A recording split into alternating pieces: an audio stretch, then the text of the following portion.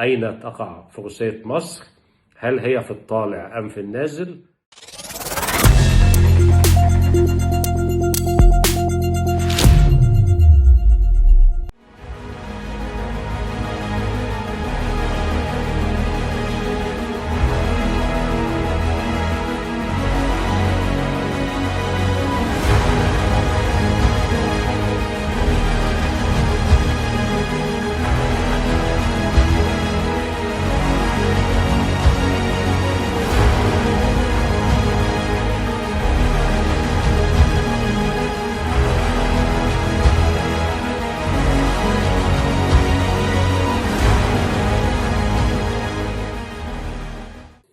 أهلا بكم ورمضان كريم.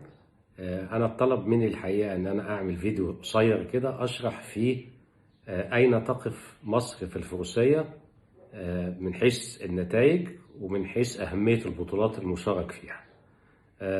فأنا بعمل الفيديو ده النهاردة عشان بس أعرفكم بسرعة كده على ترتيب المنتخب المصري على المستوى العالمي من حيث الرانكينج أو من حيث الترتيب بتاعه العالمي يعني في الاتحاد الدولي، وكمان أعرفكم على البطولات الهامة.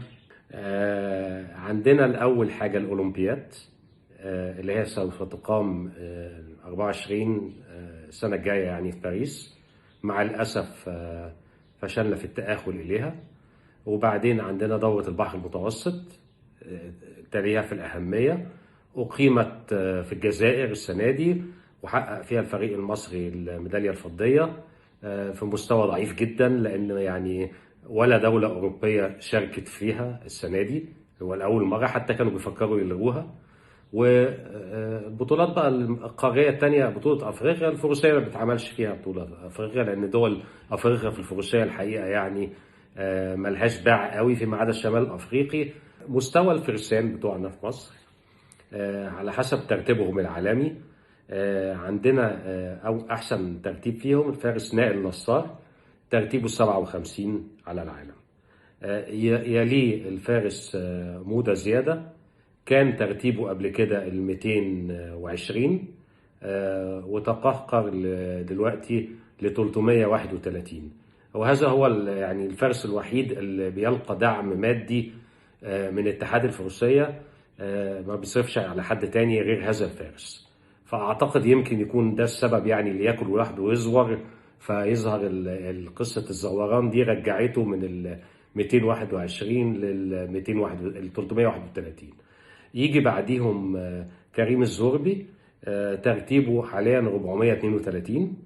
وبعدين الفارس محمد طارق طلعت، وترتيبه ال 2246 على العالم.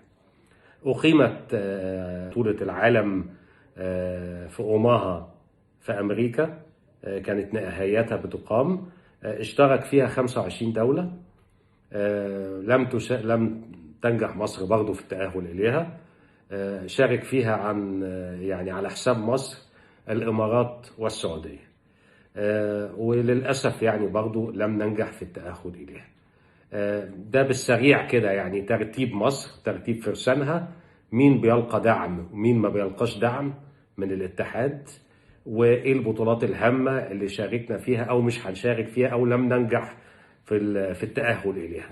حبيت بس يعني ارد على اسئلة بعض الاصدقاء: اين تقع فروسية مصر؟ هل هي في الطالع ام في النازل؟ انا قلتها بالارقام ولكم الحكم. كل سنة وانتم طيبين.